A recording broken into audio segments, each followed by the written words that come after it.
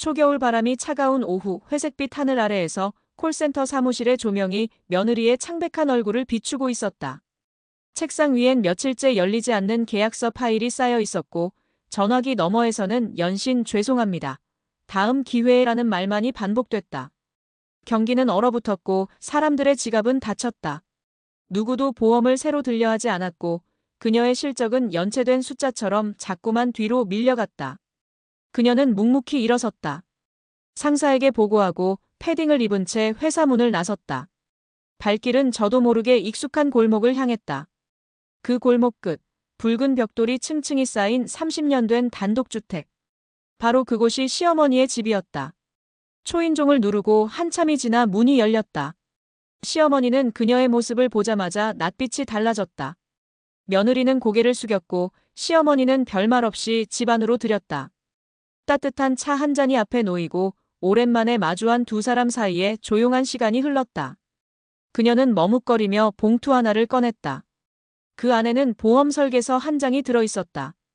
시어머니는 조용히 봉투를 받아들고 읽기 시작했다. 이미 며느리 명의로 된 보험이 3개나 있는 상황이었고 이번이 4번째였다. 노후의 연금까지 계산해가며 살아가는 그녀로서는 선뜻 결정하기 어려운 일이었다. 그러나 며느리는 말을 아꼈다. 그저 고개를 숙이고 앉아 있었다.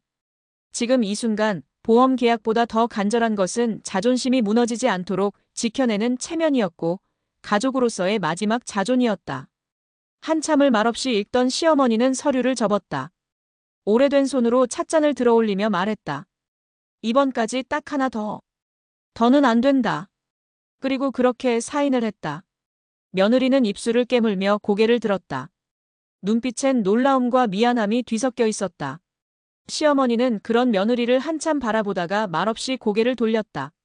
창밖으로는 낙엽이 흩날리고 있었고 집안에는 묘한 침묵이 가라앉았다.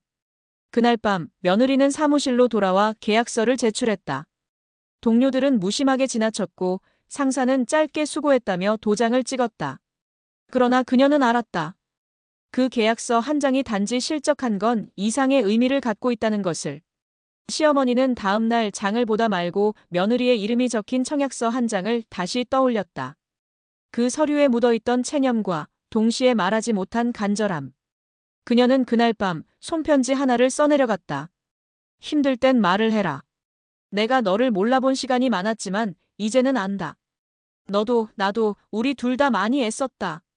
이제는 서로에게 등을 기대도 된다. 그 편지는 보내지 않았지만 그녀의 마음속 어딘가에서 묵직하게 울렸다. 겨울이 깊어지고 있었지만 그들 사이엔 작은 온기가 번지고 있었다. 그리고 그것은 계약서 한 장보다 훨씬 값진 믿음이었다. 며칠 뒤 콜센터 안은 여전히 조용했고 전화기 너머의 고객들은 변함없이 냉담했다. 며느리는 모니터를 바라보며 마음을 가라앉히고 있었다. 시어머니가 사인을 해준 보험 계약이 드디어 등록 처리되었고 시스템에는 작은 녹색의 숫자가 떠올랐다. 실적 그래프는 미약하게 올라갔지만 그녀의 마음에는 그보다 훨씬 더 큰 무게가 남아 있었다. 그날 밤 퇴근길에 그녀는 일부러 집에 바로 가지 않고 조금 돌아 걷기로 했다. 바람은 매서웠고 거리의 상점들은 하나둘 불을 끄고 문을 닫고 있었다. 그 속에서 며느리는 처음으로 자신이 짊어진 책임의 무게가 단순한 실적만은 아니라는 것을 느꼈다. 집에 도착하자 현관문 앞에 작은 택배 상자가 놓여 있었다. 발신인은 시어머니였다. 조심스럽게 상자를 열자 안에는 따뜻한 손뜨개 조끼와 말린 도라지차, 그리고 짧은 손글씨 메모 한 장이 들어 있었다. 감기 들지 말고 목 아플 땐 이거 끓여 마셔라. 차가운 말보다 따뜻한 것 하나가 더 오래 간다. 손끝이 잠시 떨렸고 그녀는 메모지를 조심스럽게 접어 가방 안에 넣었다. 말은 없었지만 시어머니의 마음은 그 작은 상자 안에 오롯이 담겨 있었다. 다음 주 월요일 회사에서는 전사 실적 회의가 열렸다. 그녀는 분기 기준으로는 최하위권이었지만 팀장은 그녀의 자세를 칭찬했다. 고객 응대 태도는 팀 내 최고입니다. 누군가는 박수를 쳤고 다른 동료는 그저 조용히 고개를 끄덕였다. 그러나 그녀는 그 말조차 버겁게 느껴졌다. 성공은 멀고 생활은 팍팍했으며 자존심은 조금씩 마모되고 있었다. 그러던 중 회사에서 새 프로그램이 시행되었다. 장기 계약 고객을 대상으로 한 관리 전담 부서가 신설되고 직원 중 몇 명이 그 업무를 맡게 된다는 공고가 떴다. 경쟁은 치열했지만 그녀는 조용히 지원서를 냈다. 서류에는 지금까지 자기가 처리한 모든 계약 내역과 고객 관리 노트를 빠짐없이 첨부했다. 며칠 뒤 합격자 명단이 게시판에 붙었다. 그녀의 이름이 조용히 그 안에 들어 있었다. 그날 사무실 창밖으로는 부드러운 봄비가 내리고 있었다. 겨울을 견딘 나무들 위로 고요히 번지는 물기처럼 그녀의 마음에도 서서히 작은 희망이 스며들고 있었다. 시어머니는 그 소식을 듣고 조용히 웃었다.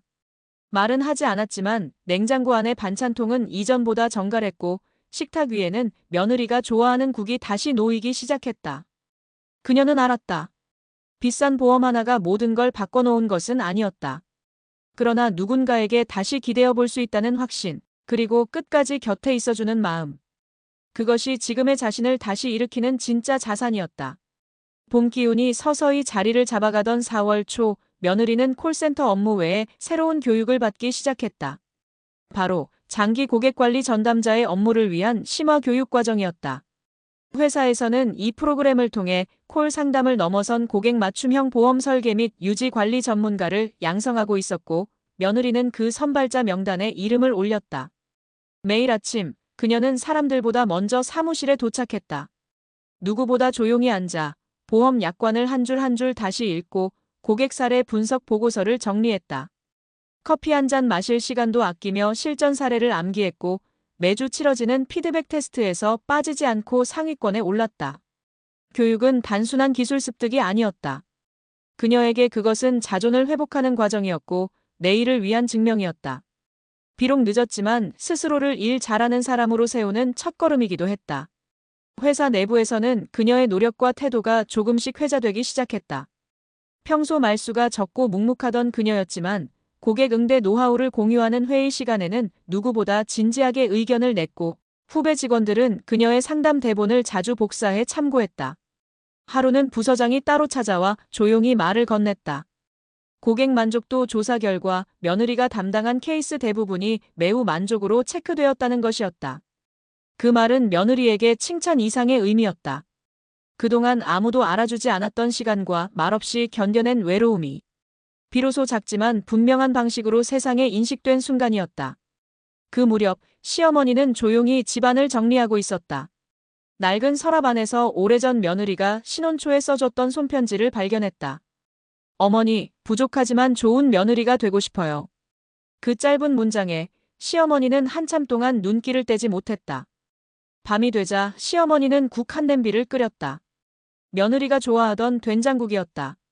무와 애호박, 두부를 정성껏 썰고 다진 마늘을 넣으며 조용히 중얼거렸다. 그래도 저 아이, 내 덕 좀 보긴 했지. 그 말은 애정이었고 유일한 자부심이었고 조금은 늦은 미안함이기도 했다. 며느리는 늦은 시간 퇴근해 현관문을 열었다. 집안에는 구수한 냄새가 가득했고 식탁에는 따뜻한 반찬이 차려져 있었다. 그녀는 무릎을 꿇고 앉아 조용히 밥을 먹기 시작했다. 누가 먼저 말하지 않아도 그 식사 한 끼 속에는 용서와 인정, 회복과 사랑이 오롯이 담겨 있었다. 그리고 다음 날 아침, 그녀는 책상 앞에 새로 구입한 명함 한 장을 꺼내 놓았다. 장기 고객 보험 관리 담당자 이영. 그 명함을 손가락으로 가볍게 누르며 그녀는 생각했다. 이제부터는 실적이 아니라 신뢰로 나를 증명할 시간이 왔다고. 바로 그 순간 그녀는 단순한 며느리가 아니라 자신의 이름으로 일하는 한 사람으로 진짜 인생을 걸어가고 있었다. 5월이 되자 며느리는 장기 고객관리 부서에 정식으로 배정되었다. 이 부서는 기존의 콜센터와는 성격이 달랐다. 단순히 전화를 걸고 받는 응대 중심의 업무가 아니라 고객 개개인의 삶과 상황을 이해하고 그에 맞는 맞춤형 보험 설계를 제공하는 한층 정밀하고 신뢰 기반의 업무였다. 업무는 쉽지 않았다. 고객의 나이, 건강 상태, 가족 구조, 재정 상황 등 민감한 정보를 자연스럽게 파악해야 했고 그 과정에서 고객의 거부감 없이 대화를 유도하는 기술과 인내가 요구되었다. 며느리는 매일 아침 누구보다 일찍 출근하여 전날 정리한 고객 노트를 다시 훑어보았고 퇴근 후에는 관련 서적을 펼쳐 보험 제도와 상담 심리, 재무 설계에 대한 지식을 차근히 익혀나갔다. 책상 위에는 전문 용어가 빼곡하게 정리된 메모지와 포스트잇이 수북이 쌓여 있었으며 그녀는 그 모든 지식을 단순히 외우는 것을 넘어서 실제 상담 과정에 유기적으로 연결시켜 나갔다. 고객 한 명 한 명의 상황을 마치 자기 일처럼 숙지하며 며칠 동안 연락이 없던 고객에게는 조심스럽게 안부를 묻는 메시지를 전했다. 이러한 자세는 고객들에게 점차 신뢰를 얻기 시작했다. 처음에는 차가운 목소리로 전화를 받던 이들이 시간이 지날수록 상담이 끝나기 전 그녀에게 감사 인사를 남기곤 했다. 계약이 이루어지지 않아도 고객들은 그녀의 이름을 기억하고 다시 연락을 주었다. 그것은 단순한 실적이 아닌 관계의 성과였다. 한 달이 흐른 시점에서 회사 내부에서는 그녀에 대한 긍정적인 평가가 퍼지기 시작했다. 무리한 권유 없이도 높은 상담 유지율을 기록했고 고객 만족도 조사 결과에서도 상위에 이름을 올렸다. 결국 며느리는 이달의 우수 상담자로 선정되어 사내 게시판에 이름이 걸렸다. 명패 하나가 붙은 그 게시판 앞에서 며느리는 아무 말 없이 한참을 서 있었다. 기쁨을 표하지 않았지만 가슴 깊은 곳에서는 오랜 시간 동안 스스로를 의심하고 견뎌온 자신에 대한 작고 조용한 승인의 감정이 천천히 피어오르고 있었다. 그날 저녁 그녀는 집에 돌아와 핸드폰으로 게시판의 사진 한 장을 조용히 촬영하여 저장하였다. 누구에게 전송하지는 않았으나 그 사진은 그녀에게 있어 실패와 인내의 시간을 건너온 기록이자 그 시간들이 헛되지 않았음을 스스로에게 증명하는 하나의 증표였다. 한편 시어머니는 그 무렵 옷장을 정리하다가 며느리가 신혼 초에 선물한 손수건을 발견하였다.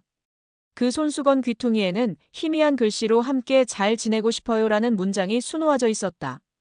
오래전의 며느리를 떠올리며 시어머니는 짧은 한숨을 내쉬었다. 그 한숨 속에는 뒤늦은 미안함과 이제서야 도달한 이해가 섞여 있었다.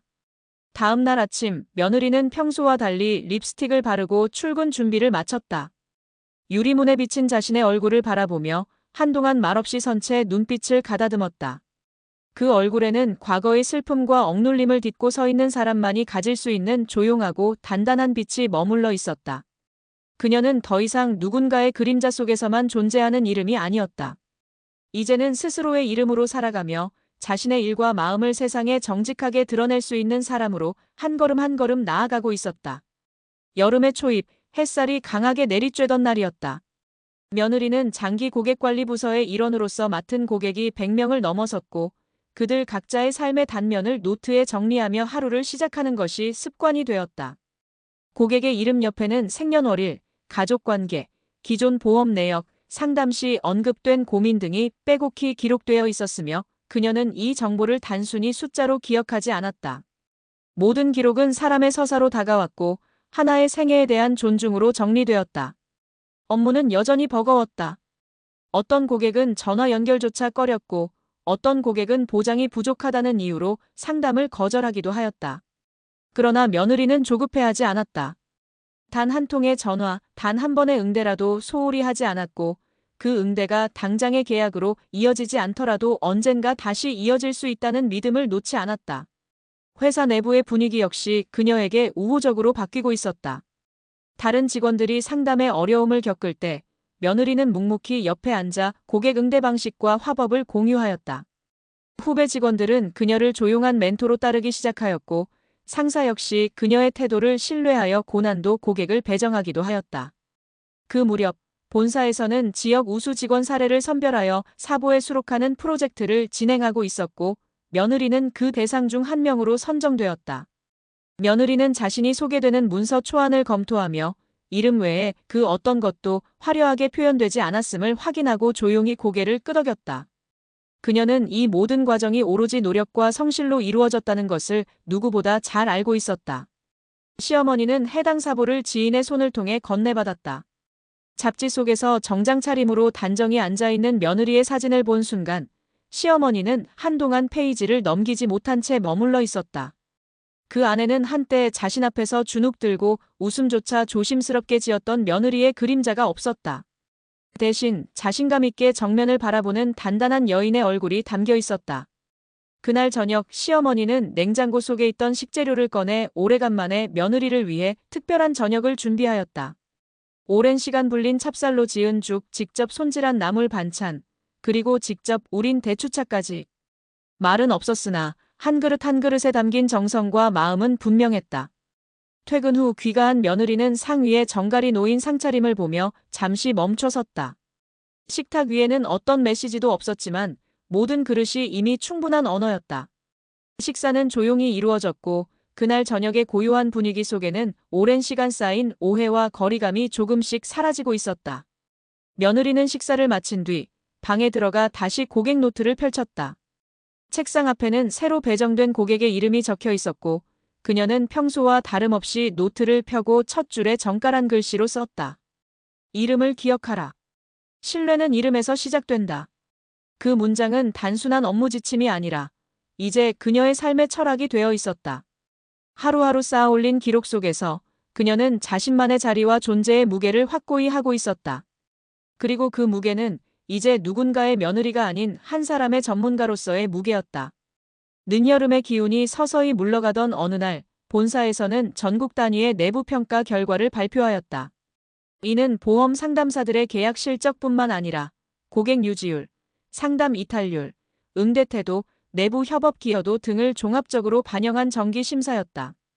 그 명단에는 전국 각지의 이름난 베테랑 직원들이 자리했고 그 중간 즈음 조용히 한 이름이 올라 있었다. 바로 며느리였다. 그녀의 이름 옆에는 우수 상담 품질 및 지속 가능 고객 관리 부문이라는 문구가 적혀 있었다. 겉으로 보기에는 과장되지 않은 표현이었으나 이 명칭이 의미하는 바는 결코 작지 않았다. 그것은 한 번의 성과가 아닌 시간에 걸쳐 쌓아올린 신뢰와 성실성의 기록이었다. 사내 메신저에는 직원들의 축하 메시지가 조용히 이어졌고 일부 부서는 그녀의 상담 방식과 기록법을 벤치마킹하기 위한 자료 요청을 보내오기도 하였다. 며느리는 예전처럼 과하게 반응하지 않았으며 오히려 더욱 차분하게 업무에 몰두하였다. 그날도 평소와 다름없이 오전 8시에 출근하여 책상 앞에 앉았고 새롭게 배정된 고객들의 이력을 하나하나 정리해 나갔다. 한편 시어머니는 며느리의 이름이 담긴 명단을 인쇄해 액자에 넣었다. 거실 장식장 위, 가족사진 옆에 조용히 놓인 그 액자는 특별한 설명 없이도 그녀의 마음을 대변하고 있었다. 그것은 단순한 자랑이 아니었다. 한 여인이 고통과 침묵, 인내와 노력으로 일궈낸 진정한 생존의 흔적을 가족의 한자리에 올려두고자 하는 어머니의 방식이었다. 며느리는 이 사실을 뒤늦게 알게 되었다. 어느 날 우연히 시어머니 집을 방문해 거실을 정리하다 그 액자를 보게 된 것이다. 자신의 이름과 소속, 수상 부문이 또렷하게 인쇄된 종이가 정갈한 유리틀 안에 담겨 있었고 그것을 바라보는 순간 그녀는 짧게 숨을 들이마셨다. 그 순간 과거의 갈등과 오해가 한꺼번에 떠오르면서도 이상하리만치 가볍고 따뜻한 감정이 가슴속에서 피어오르고 있었다. 그날 저녁 며느리는 집으로 돌아와 스스로를 위한 작은 일기를 썼다. 책상 한켠에 두고 늘 넘기지 않던 노트의 한 페이지에 또박또박 정자로 이렇게 적었다. 타인의 인정을 위해 살지 않겠다고 다짐했지만 진심은 결국 누군가의 마음을 움직이게 되어 있다. 그리고는 조용히 노트를 덮고 책상 위에 준비해 두었던 다음 주 고객 응대 계획서를 다시 펼쳤다. 하루하루의 기록은 여전히 이어지고 있었고 그녀는 과거 어느 때보다도 조용한 확신 속에서 다음 날을 준비하고 있었다. 이제 며느리는 더 이상 누군가의 곁에 있는 존재로서만 살아가지 않았다. 그녀는 오롯이 자신의 이름으로, 자신의 전문성과 태도로, 그리고 한결같은 마음으로 세상을 마주하는 사람으로 서 있었다. 그 삶은 화려하지 않았으나 조용하고 단단하게 빛나는 서사로 이어지고 있었다. 이러한 변화는 외적으로는 눈에 띄지 않았지만 그녀의 일상 전반에 세밀한 결을 남기고 있었다. 아침을 여는 커피 한 잔의 향부터 업무 중 정돈된 메모의 배열, 통화 후 짧게 적어 내려가는 상담 메모의 마지막 문장까지 그 모든 것이 이전과는 다른 결기로 이루어지고 있었다. 그녀의 하루는 더 이상 버티는 시간이 아니었고 도피의 수단도 아니었다. 그것은 명확한 목적 아래 놓인 흐름이었고 자기 삶을 주체적으로 감당하는 한 사람의 고요한 움직임이었다. 이따금 창밖을 바라보는 짧은 순간들 속에서도 그녀는 지나온 시간을 되짚곤 하였다. 감정이 북받치지 않았던 것은 아니었다. 다만 그 감정마저도 이제는 조용히 머금고 다시 자리로 돌아갈 수 있을 만큼 단단해졌다는 것을 스스로 느끼고 있었다. 세상의 기준으로 보자면 여전히 작고 평범한 사람이었지만 그녀는 더 이상 불안 속에서 자신의 자리를 의심하지 않았다. 삶은 여전히 팍팍하고 일정은 빡빡했으며 사람들은 변덕스러웠다. 그러나 그녀는 이제 그러한 현실에 휩쓸리지 않고 작은 균형과 질서를 스스로 구축하고 있었다. 타인의 시선에 기대지 않고도 자신을 지탱할 수 있는 힘을 가지게 된 지금, 그녀의 내면은 어떤 찬란함보다 깊고 단단한 빛을 품고 있었다. 그 빛은 누구에게 과시하기 위한 것도, 누군가로부터 인정받기 위한 것도 아니었다. 오직 스스로 살아내기 위한 것이었고, 자기 삶의 근거를 자신 안에서 찾기 시작한 이의 고유한 증명이었다.